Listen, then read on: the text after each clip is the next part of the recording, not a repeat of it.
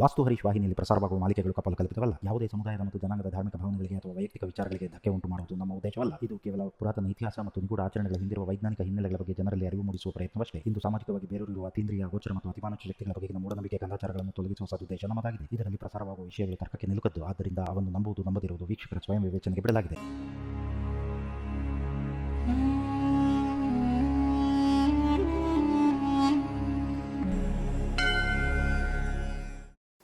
ಇಲ್ಲಿ ಸರ್ವವನ್ನು ಸೃಷ್ಟಿಸಿದಂತಹ ಪರಮಾತ್ಮ ಪ್ರತಿಯೊಂದು ಜೀವಿಗೂ ಸಹ ಅದರದ್ದೇ ಆದಂಥ ಒಂದು ಸಿಲಬಸ್ನ ಸಿದ್ಧಪಡಿಸಿ ಕೊಟ್ಟಿದ್ದಾನೆ. ಅಂದರೆ ಈ ವಿಷ್ಣು ಪುರಾಣ, ಶಿವಪುರಾಣ, ಬ್ರಹ್ಮಪುರಾಣ, ಬೇರೆ ಬೇರೆ ರೀತಿಯಾದಂಥ ಪುರಾಣಗಳು ಇತ್ಯಾದಿಗಳು ಏನು ಬರುತ್ತೆ, ಅಷ್ಟಾದಶ ಪುರಾಣಗಳು ಮತ್ತು ಚತುರ್ವೇದಗಳು, ಉಪನಿಷತ್ತುಗಳು, ಇಂಥವೆಲ್ಲ ಏನು ಬರುತ್ತೆ ಅವುಗಳನ್ನು ಅನುಷ್ಠಾನ ಮಾಡಿಕೊಂಡು, ಅನುಸರಿಸಿಕೊಂಡು, ಅಳವಡಿಸಿಕೊಂಡು ಯಾರು ಜೀವನ ಕ್ರಮವನ್ನು ಸಾಗಿಸ್ತಾ ಹೋಗ್ತಾರೋ ಅಂಥವ್ರ ಜೀವನದಲ್ಲಿ ಬಹಳಷ್ಟು ಅದ್ಭುತಗಳು ನಡೆಯುತ್ತೆ. ಯಾಕೆಂದರೆ ಈ ಲೌಕಿಕವಾದಂತಹ ಕಷ್ಟ ಕಾರ್ಪಣ್ಯಗಳು, ಚಿಂತೆಗಳು, ಇವುಗಳು ಯಾವುದೂ ಸಹ ಆ ಒಂದು ಜೀವಕ್ಕೆ ಅಡ್ಡಿಯನ್ನು ಉಂಟು ಮಾಡೋದಿಲ್ಲ ಮತ್ತು ಕ್ಷೋಭೆಯನ್ನು ಕೊಡೋದಿಲ್ಲ ಮತ್ತು ಆ ಒಂದು ಜೀವದ ಆತ್ಮಸ್ಥೈರ್ಯವನ್ನು ಹೆಚ್ಚು ಮಾಡ್ತಾ ಹೋಗುತ್ತೆ. ಯಾವ ಪುರಾಣಗಳು ಸಹ ಮನೆಯಲ್ಲಿ ಇಟ್ಕೋಬಾರ್ದು ಅಂತ ಇಲ್ಲ. ಆದರೆ ಆಧುನಿಕತೆಯ ಜಗತ್ತು, ನಾಗರಿಕತೆ ಬೆಳೀತಾ ಬೆಳೀತಾ ಬೆಳೀತಾ ಏನಾಯಿತು, ಒಂದು ವ್ಯವಸ್ಥೆ ಯಾವ ರೀತಿ ಒಂದು ಮರದ ಕೊಂಬೆಗಳು ವಿರುದ್ಧ ದಿಕ್ಕಿಗೆ ಹೋಗುವ ರೀತಿಯಲ್ಲಿ ಪರಸ್ಪರ ವಿರುದ್ಧ ದಿಕ್ಕಿಗೆ ಹೋದಂಥ ಒಂದೇ ವೃಕ್ಷದ ಕೊಂಬೆಗಳು ತಾನು ಹೆಚ್ಚು ಅಲ್ಲಿ ಆ ಒಂದು ಯಾವುದೋ ಒಂದು ಮಾಯೆಯ ಗಾಳಿಯ ಬಡಿತಕ್ಕೆ ಸಿಕ್ಕಿ ಅಲುಗಾಡಿ ಯಾವ ರೀತಿ ಆ ವೃಕ್ಷವನ್ನು ಬುಡಮೇಲು ಮಾಡುವ ಪ್ರಯತ್ನಗಳು ನಡೆಯುತ್ತೋ ಆ ರೀತಿ ಇದು ನಡೀತಾ ಇರುತ್ತೆ.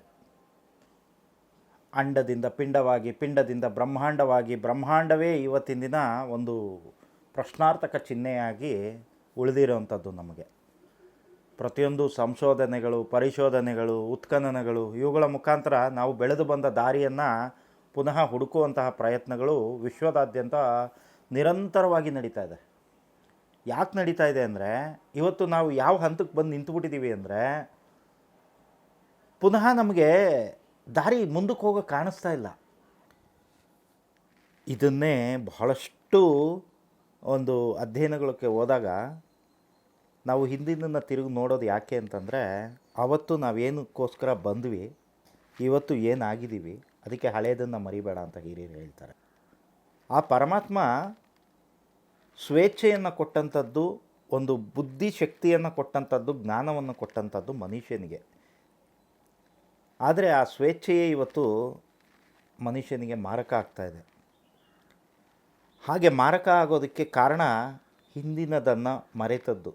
ತಾನು ಬೆಳೆದ ಬಂದ ಹಾದಿ, ತಾನು ಯಾವ ರೀತಿ ಇದ್ದೆ, ಆ ಸಂದರ್ಭದಲ್ಲಿ ಇದ್ದಂಥ ಶಕ್ತಿಗಳು ಯಾವುದು, ಅದು ಯಾವ ರೀತಿ ಕಾಪಾಡ್ತಾ ಇತ್ತು, ತದನಂತರ ದಿನಗಳಲ್ಲಿ ಯಾವ ತಪ್ಪನ್ನು ಮಾಡಿ ತಾನು ಈ ಸ್ಥಿತಿಗೆ ಬಂದು ತಲುಪಿದ್ದೀನಿ, ಇದೆಲ್ಲದರ ಅರಿವು ಸಹ ಇತ್ತೀಚಿನ ವರ್ಷಗಳಲ್ಲಿ ಒಂದು ಪೀಕ್ ಲೆವೆಲ್ಗೆ, ಇದು ಕೊನೆ ಹಂತಕ್ಕೆ ಬಂದಾಗ ಇವೆಲ್ಲ ಜ್ಞಾಪಕಕ್ಕೆ ಬರ್ತಾ ಹೋಗುತ್ತಂತೆ ಮನುಷ್ಯನಿಗೆ.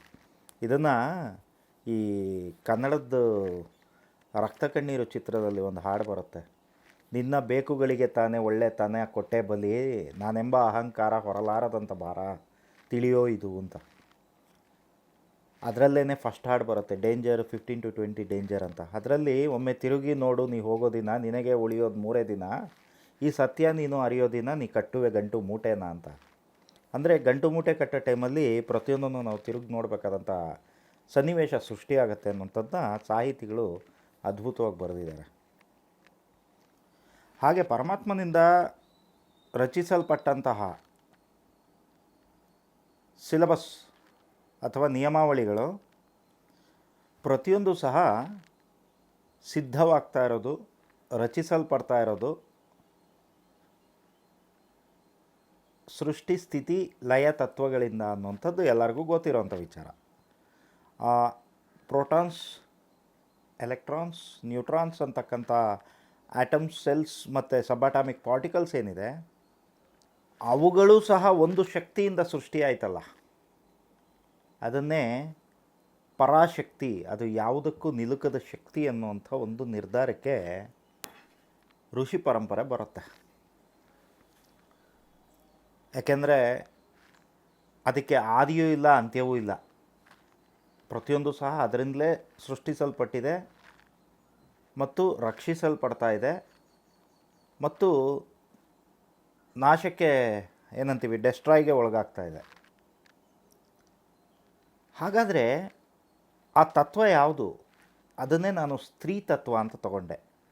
ಈಗ ಒಂದು ಈಜಿಪ್ಟ್ನವರು ಯಾವ ರೀತಿ ದ ಬುಕ್ ಆಫ್ ಡೆಡ್ ಅನ್ನೋದನ್ನು ಫಾಲೋ ಮಾಡ್ತಾರೆ, ಇವತ್ತಿನ ದಿನ ಅದ್ರ ಬಗ್ಗೆ ಭಾಳಷ್ಟು ಅಧ್ಯಯನಗಳು ನಡೀತಾ ಇದೆ. ಆದರೆ ಅದು ಸಹ ಗರುಡ ಪುರಾಣದಂತಹ ಒಂದು ಅಷ್ಟಾದಶ ಪುರಾಣಗಳ ಒಂದು ಭಾಗ.